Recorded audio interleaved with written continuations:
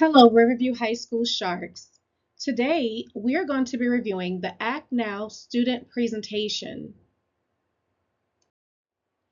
We recognize that some topics today might be difficult topics to discuss and can cause some stress. Chances are that you or someone you know has had a personal experience or has been impacted by these topics in some way.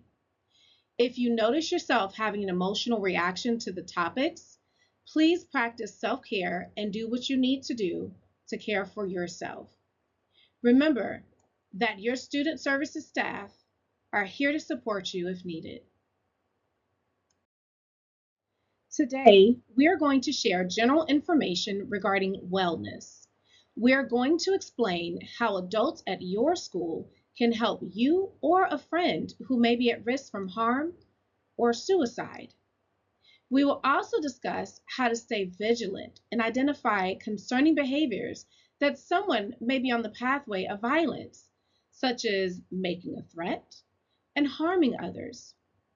We also will provide you with local and national resources to use yourself or to share with others in need. Please take a moment to review this video for the stories of hope and help. This is the Empty Seat public service announcement. This video will also have another snippet regarding a personal matter that is near and dear to our Riverview family.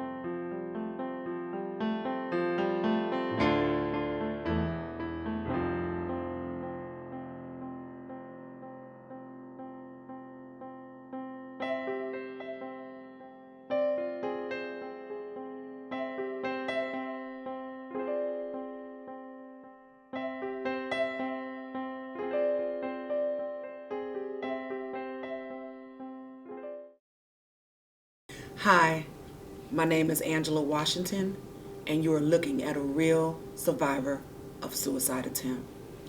I want you to know the feeling and thoughts of suicide are very much real, and unfortunately, the act is real And if successful, it brings about devastation and an emptiness that's unfulfilled that no one is prepared for. Many of you do not know me, but you knew my goddaughter, Jatalia Jade Green.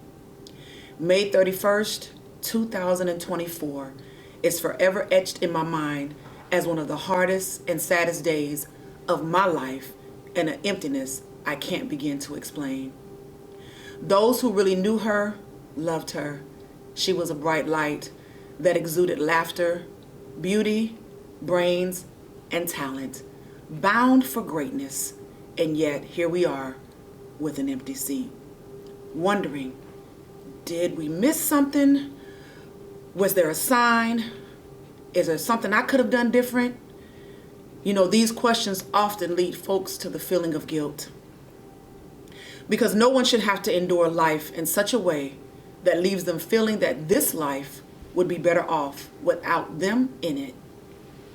So as we reflect on the video you just watched, let me remind you that you absolutely matter.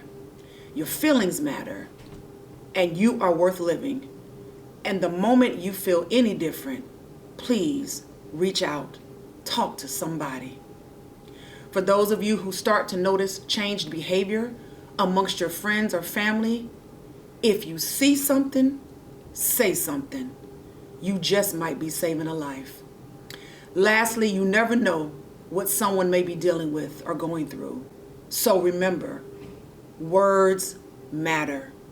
They can either hurt or help heal. With that said, take care, Riverview High School, of yourselves and each other.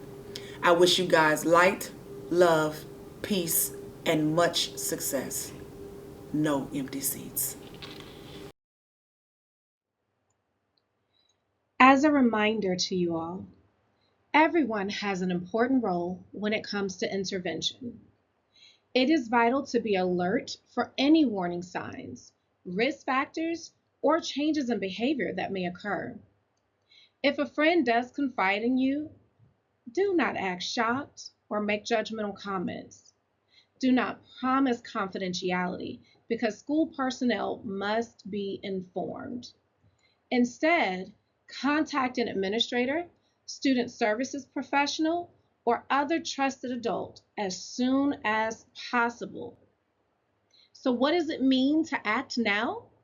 It's being alert and acknowledge. It's showing that you care, and it's telling someone immediately. Mental health is a part of us from the day we are born until the day that we die.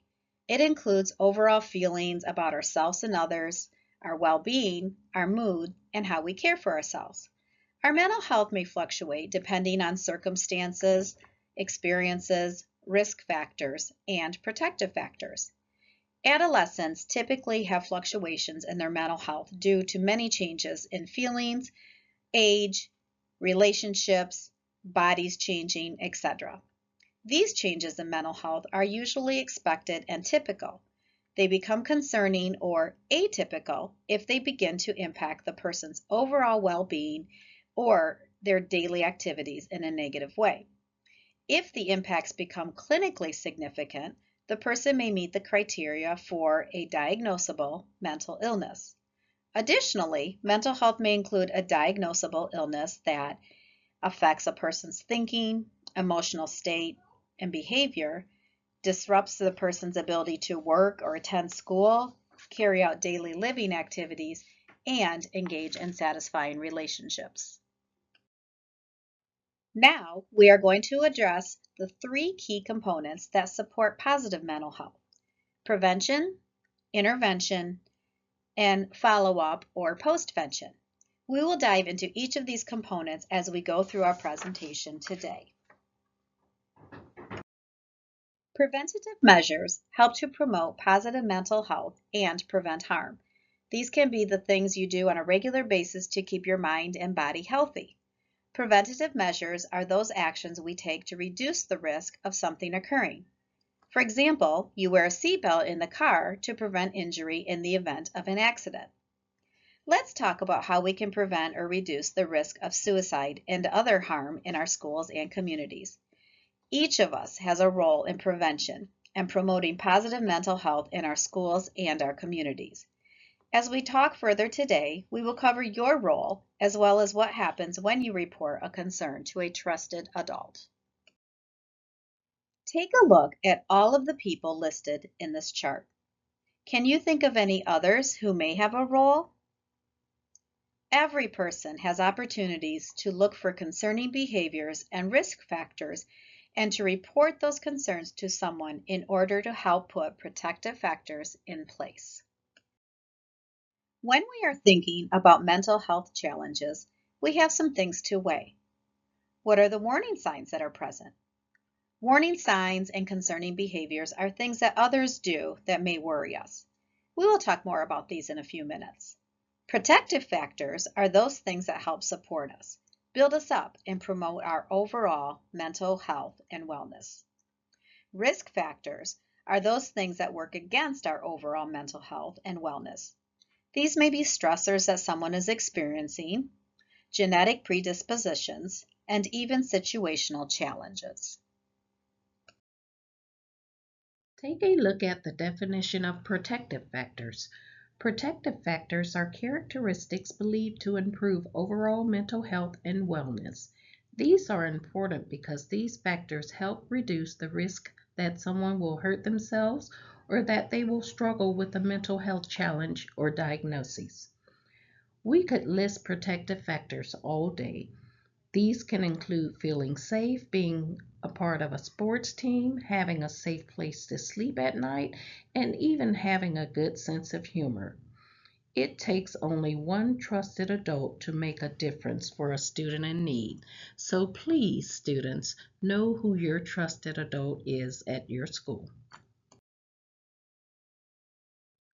Take a look at the definition of risk factors. Risk factors are characteristics that increase the possibility that someone will struggle with a mental health challenge at some point. Risk factors can include many things and are certainly unique to the individual. Remember, what stresses one person may not bother someone else. In general, though, risk factors may include anything from lack of stable housing, food insecurity, genetic history of mental health challenges, learning difficulties, drug abuse, and there are also some examples on the screen, and there are many more.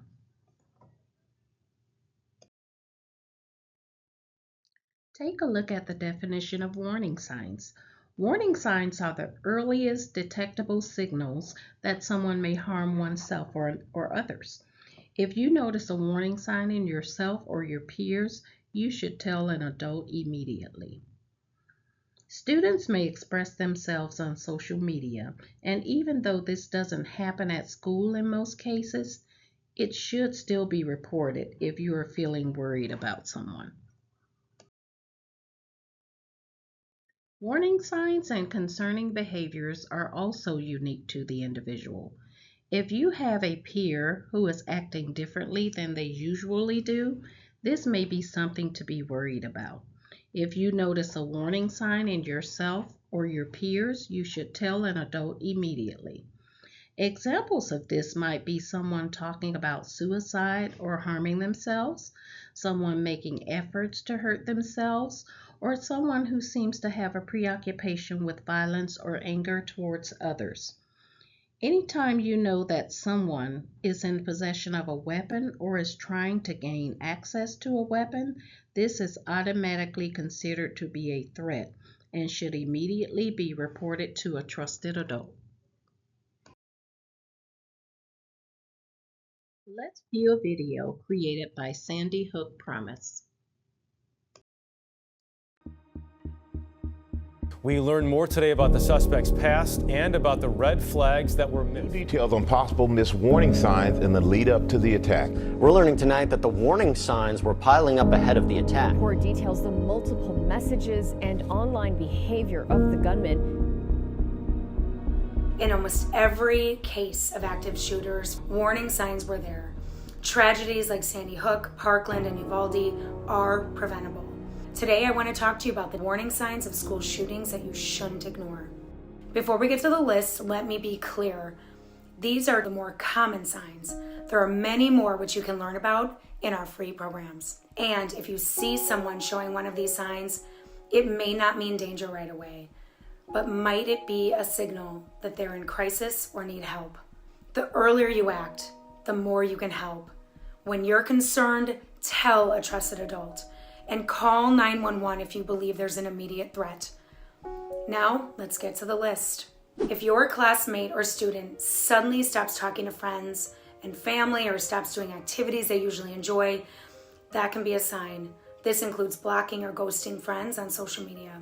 The second sign is if they start bullying or hurting people, either physically or verbally, especially if they target differences in race, religion, gender, or sexual orientation.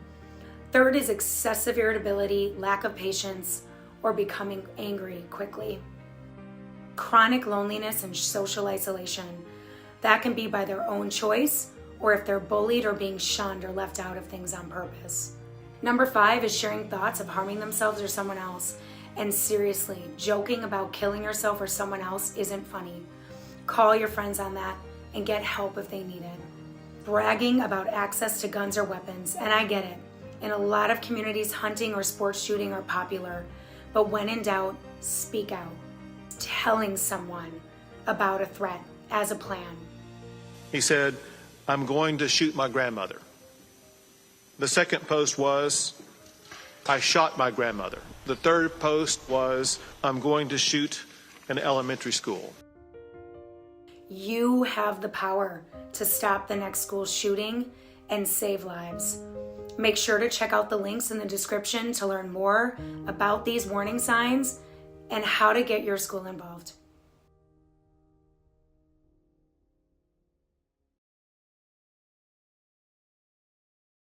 The more time you spend on devices, the more likely you will encounter warning signs of harm to self or others. Here are some tips on how to stay safe while navigating the cyberspace. Never talk to strangers online, even if they claim to be your age. Keep information like your name, address, phone number, social security number, and location private on any platform you choose to interact on, whether it be social media or gaming. We will now discuss intervention. Intervention involves direct efforts to improve a person's mental health and wellness. Interventions can also help to prevent suicide and harm and avert school violence. Interventions can be direct efforts and will support students' mental health and well-being. We will discuss some interventions that we can assist with in just a few moments. How do you take care of yourself and promote positive mental health? Well, you can get support from people such as your friends, your family. Remember to exercise, eat healthy, try journaling, dancing, or singing. Taking care of yourself and promoting positive mental health can be interventions, and we sometimes call all of these things self-care skills. How do we show our peers that we care about them? We can do this by learning to recognize warning signs concerning behaviors and offering reassurance. We do this by remaining alert and acknowledging their challenges. We show our peers that we care by noticing their challenges, supporting them, and encouraging them to tell someone. We tell trusted adults and report concerns that have potential for harm or violence. Just as seeking help can be hard, you might find it daunting to offer support when someone reaches out to you. But don't worry, you don't need to have specialized training to offer support. Here are some tips to follow. You can always listen patiently and non-judgmentally to a peer who may be in need. This helps them know that they are not alone. Sometimes all you need to say is, "I am glad you reached out to me," or "Thank you for trusting me with this information." At times, a person in need may only want to be heard. At other times, they may really need help. In those times, it is important that you help them reach out to someone with more resources. Remember, contact someone on the Student Services team, a parent, a hotline, or even 911. Oftentimes, students feel that they cannot report a concern for several reasons. Students don't want to feel like a tattletale or a snitch. Students may feel like they will lose a friendship if they share a concern they have with a trusted adult. It is so important to remember that by reporting your concern, you may help prevent a tragedy from happening. Reporting helps improve safety, can solve a problem, and can help someone who may not be able to get the help on their own. Snitching is done with intention to get someone in trouble, make ourselves look better, and may create a problem instead of solving a problem. At school may include our principal, Mr. Spiro, our assistant principals, Mr. Eugene, Mr. Warren, Mr. Garcia, Ms. Clark, and Ms. Wagon. Other trusted adults at school may include our school counselors, Mrs. Griffin, Mrs. Hilton, Mrs. Haynes, Ms. McPhee, Ms. Pena, and our school psychologist, Ms. Richardson. We also have our school social workers, Ms. Frazier and Ms. Colton, and our school nurse, Ms. Butts. You can also talk to our resource officer, Deputy Hicks. Who else is a trusted adult at our school? There are other trusted adults who are not at school too. Who are other trusted adults in your life? We will now discuss follow-up and postvention. Postvention includes any actions taken after a mental health crisis to support family, friends, and others who are impacted by the death. If you are someone that receives help for a mental health challenge, don't worry if you think someone is going to find out. All of our school staff practices confidentiality and will work to provide you with all the supports that you need in a safe, confidential, private way. You may be offered check-ins, counseling, or even help developing a safety and self-care plan if needed. Our goal as supportive staff members is to help promote your protective factors, support you through your challenge, and guide you into happier times. Many of us have been impacted by suicide or losses in general. If you feel like you need support with coping with a loss, please be sure to reach out to a trusted adult as soon as you can. We will even share some hotlines that you can text or call 24/7 if you find yourself in need of support. Remember to be gentle with yourself and allow yourself to experience all of your feelings. Others may have different reactions to the loss or may not feel the same way that you do. It's okay. Just be sensitive to one another as you move through the range of emotions. Do your best to be kind to others who may also be hurting. This is a time for you to be a protective factor for one another, not work against each other. Here are the numbers of community and national resources that can help you or a peer who is at risk. Additionally, parents, teachers, and other trusted adults can help you with any concerns you may have. If you have any additional questions, please contact our Student Services team. We're here to help.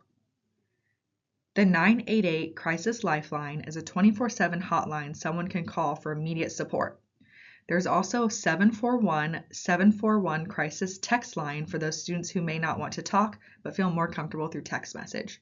Our school district also offers many supports to students and families who are experiencing mental health challenges. 211 cards may be offered in your classrooms and in the main office. 211 helps with students not just for mental health, but are a resource to share with the community. Please feel free to take a picture of this slide. You never know when you or a peer may need it. This QR code will take you to Hillsborough Assist. This is a website that has a ton of information on mental health concerns, suicide prevention, bullying, sexual harassment, and more. This code will help you recognize who to reach out to, how to get help, and link you to additional resources that may be helpful. There should be a number of cards in the front office or in student affairs with similar codes that you can take with you.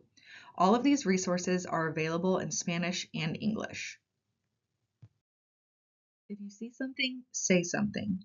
This icon is on every school computer. It can be used to report concerns anonymously. These concerns go directly to our local police department, so it is important to only make reports if you have a real concern.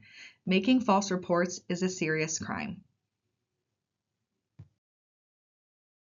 The picture above is directly from the FBI's website.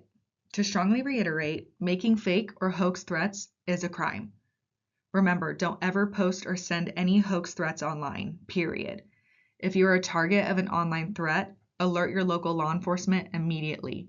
If you see a threat of violence posted on social media, immediately contact law enforcement or your local FBI office. Notify authorities, but do not share or forward the threat until law enforcement has had a chance to investigate. This can spread misinformation and cause panic. It's important to use social media responsibly and remember the consequences of posting hoax threats online. Act Now Student Pledge. We are going to ask you to take the Act Now Pledge. It is important for you to tell a trusted adult when you or a peer is at risk of harm, feels bullied, is victimized by inappropriate sexual behavior or harassment, or is thinking of suicide. We are here to support you. Act Now Pledge. Everyone should feel welcome and safe at school. Sometimes students needing help will say or do things that are harmful to themselves or others. It is important that students find the support that they need. This is a copy of the Act Now Pledge. This is not a contract and does not replace any of the safety protocols we have in the district. This tool is used to promote awareness and prepare students to advocate for themselves and peers. Students, I encourage you to repeat the bullets out loud. I will do my part and pledge to ask others for help when I need support, give a non-judgmental, attentive ear to a peer, help a friend get the care they need by sharing concerns with a trusted adult, immediately tell an adult if I am thinking of suicide or have a peer thinking of suicide, and use my school and community resources for information and help. Students, remember to take care of yourself, support your peers, talk to trusted adults, and ask for help whenever you need it. I encourage you to share ideas and think of trusted adults and support systems for yourself, such as friends, family, exercise, eating healthy, journaling, dancing, singing, etc. Students, remember, here at Riverview High School, home of the Sharks, we care about you. Thank you for listening and engaging in this Act Now presentation. Let's go Sharks!